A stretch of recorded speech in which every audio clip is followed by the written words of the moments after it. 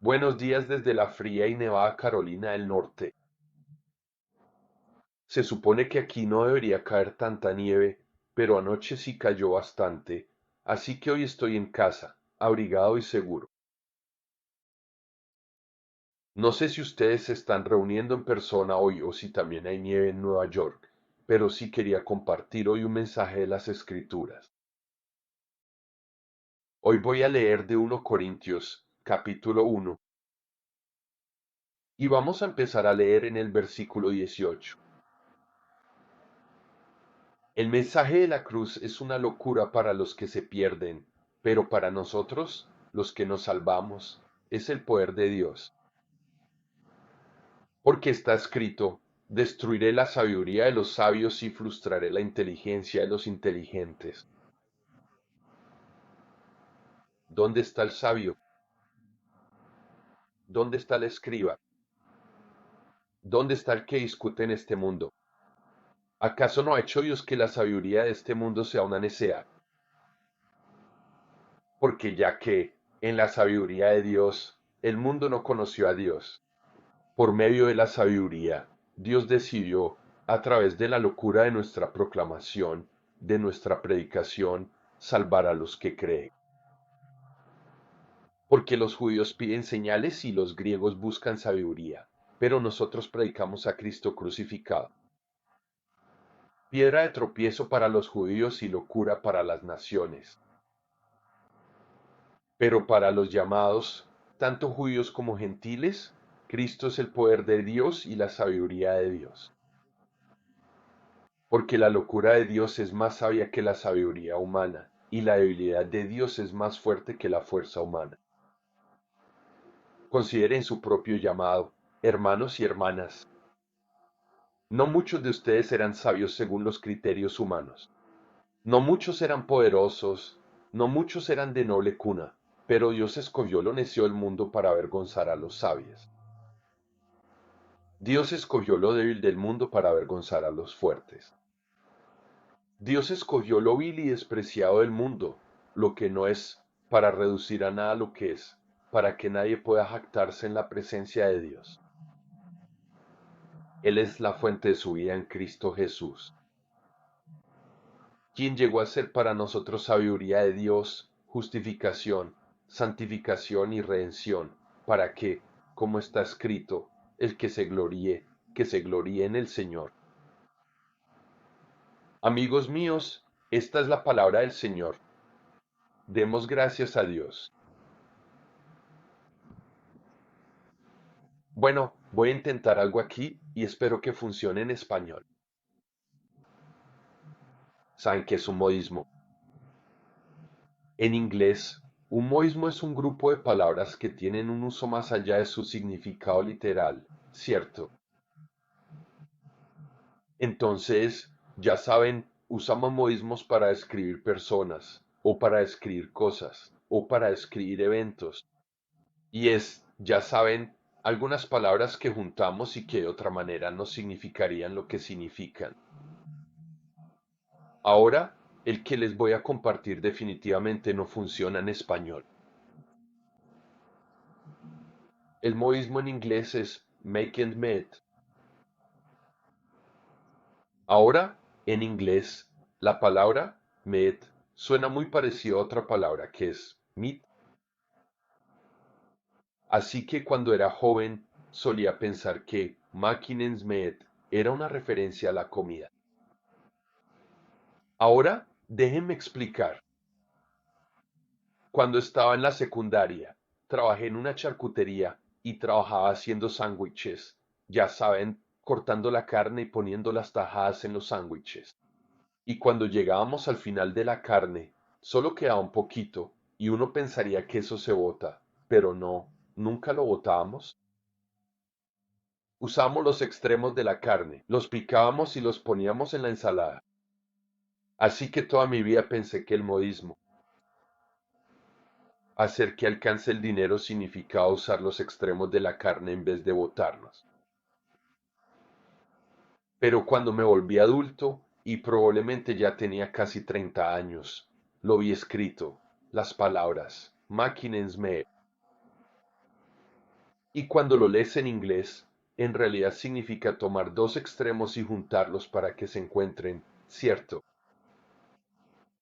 Intentar cerrar la brecha. Ahora, en realidad, más o menos significa lo mismo, pero me hizo darme cuenta de que durante todos esos años yo estaba pensando algo equivocado. Cuando leemos el Evangelio, a veces necesitamos hacer lo mismo en nuestra mente. Necesitamos hacer un cambio así de grande en la forma en que solíamos pensar para que el Evangelio nos despierte en nuestro momento actual y nos ayude a ver las cosas como realmente son, en vez de como creemos que son. En la lección de hoy, el apóstol Pablo desafía nuestra suposición colectiva sobre el poder y la sabiduría. Ahora, en nuestra mente tenemos una idea de cómo se ve el poder. Si alguien tiene poder, puede hacer lo que quiera. Vemos eso hoy cuando observamos las payasadas del presidente Trump. Él piensa que es todopoderoso y que puede hacer lo que quiera, y nosotros vemos a personas así como si tuvieran poder. El apóstol Pablo también nos da una definición diferente de sabiduría. Así que, desde nuestro punto de vista, podríamos mirar a un profesor, un político o un autor y decir, esa persona es sabia, de verdad saben de lo que están hablando. Y los ponemos un poco en un pedestal para decir, sabes, esas son las personas a las que debemos escuchar porque son muy sabias. Y, sin embargo, muy a menudo pasa algo y nos damos cuenta de que en realidad no son tan súper sabias como pensábamos que eran, o aprendemos a aceptar la sabiduría que ofrecen, pero nos damos cuenta de que viene de una persona rota. Y eso a veces nos desafía en cuanto a esas personas que vemos como poderosas, como totalmente sabias o como merecedoras de nuestro honor. Y Pablo desafía todo eso. Pablo está escribiendo una carta a la iglesia en Corinto, en Grecia. Tuve la bendición de ir allá una vez y ver el lugar donde Pablo predicó. Pero esto es después. Ahora hay una iglesia allí y la iglesia está teniendo problemas y la iglesia está teniendo todo tipo de divisiones. La gente decía, bueno, yo sigo a Pablo, yo sigo a Apolos, yo sigo a Silas. Estaban teniendo una especie de competencia de celebridades. Con los predicadores, hoy en día no es diferente. Vemos a estos mega predicadores que tienen grandes seguidores y pensamos que están haciendo cosas grandiosas. Y, ya sabes, vemos división en la iglesia basada en el liderazgo. O vemos división en la iglesia basada en la teología. Tú no bautizas bien, no tienes la teología correcta sobre el pecado, no hablas sobre el infierno, no hablas sobre el cielo. Sabes, rechazas a los gays. Cada tema en la iglesia se vuelve divisivo. Y Pablo está escribiendo esta carta a una iglesia que tenía divisiones y les está diciendo que su enfoque está equivocado. No se están enfocando en lo correcto. Él dice que algunas personas valoran las palabras elegantes de los maestros y predicadores. Otras personas exigen poder sobrenatural para mostrar el camino. Pero lo que dice Pablo es que ambos grupos están perdiendo la verdad más profunda del mensaje del Evangelio. De hecho, Pablo dice que todo el Evangelio se resume en Cristo, que fue crucificado. Incluso Jesús, cuando vino a predicar, dio un mensaje del Evangelio muy sencillo. Él dijo, arrepiéntanse, porque el reino de Dios está cerca. Esa palabra, arrepentirse, que Jesús usó con tanto poder, que Juan usó con tanto poder, que Pablo usó con tanto poder, tiene un elemento de cambiar nuestro comportamiento. Pero el significado más importante de la palabra, arrepentirse, es cambiar la manera en que pensamos. Y creo que cada vez que nos acercamos al Evangelio, debemos preguntarnos, ¿qué significa el Evangelio para mí? El mensaje del Evangelio se hizo real por el sacrificio supremo de Cristo.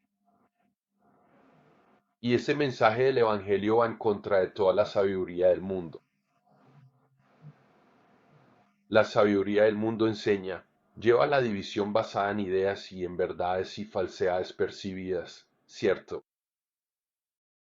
La sabiduría del mundo, especialmente hoy en día, es muy binaria. O tienes la razón o estás equivocado. Y discutimos. Ahí es donde la sabiduría del mundo nos está llevando hoy.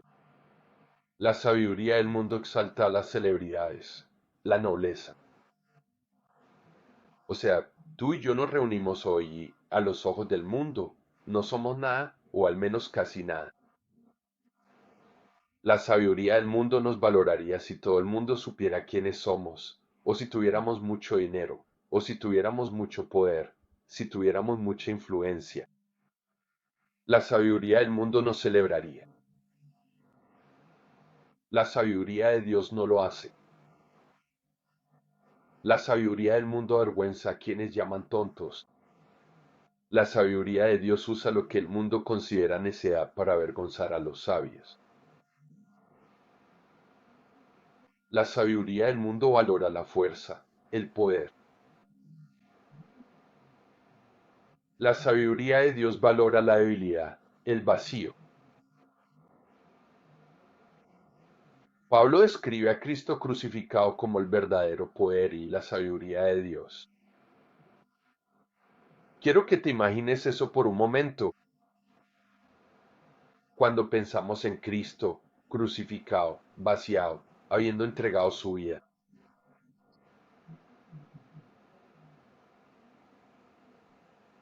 Habiendo sufrido en manos del imperio la muerte más brutal, deshumanizante.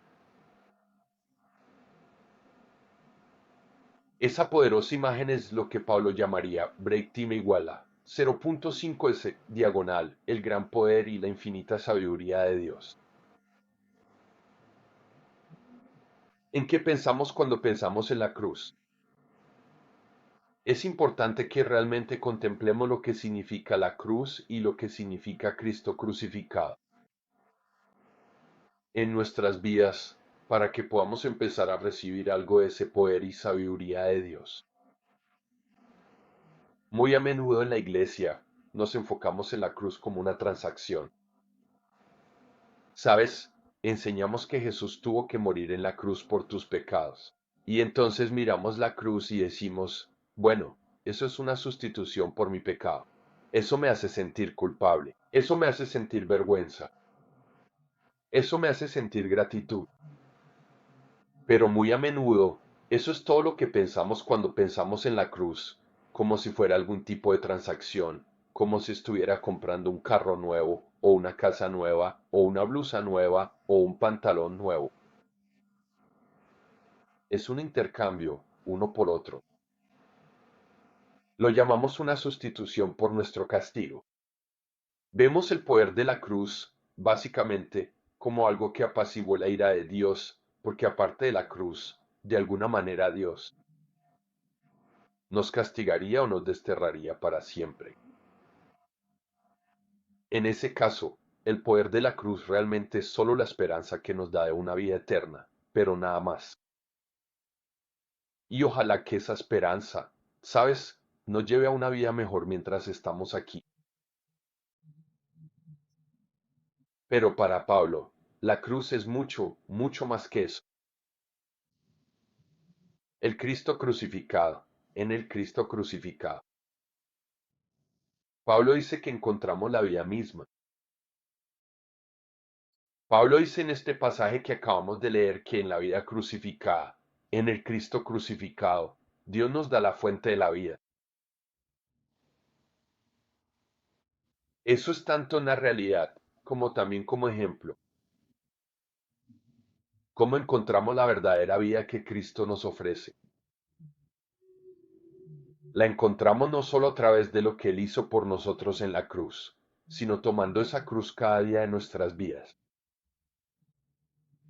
¿Qué significa eso? Ciertamente no vamos a ser crucificados en una cruz romana en una colina. Entonces, ¿qué significa para nosotros tomar nuestra cruz cada día y seguirla?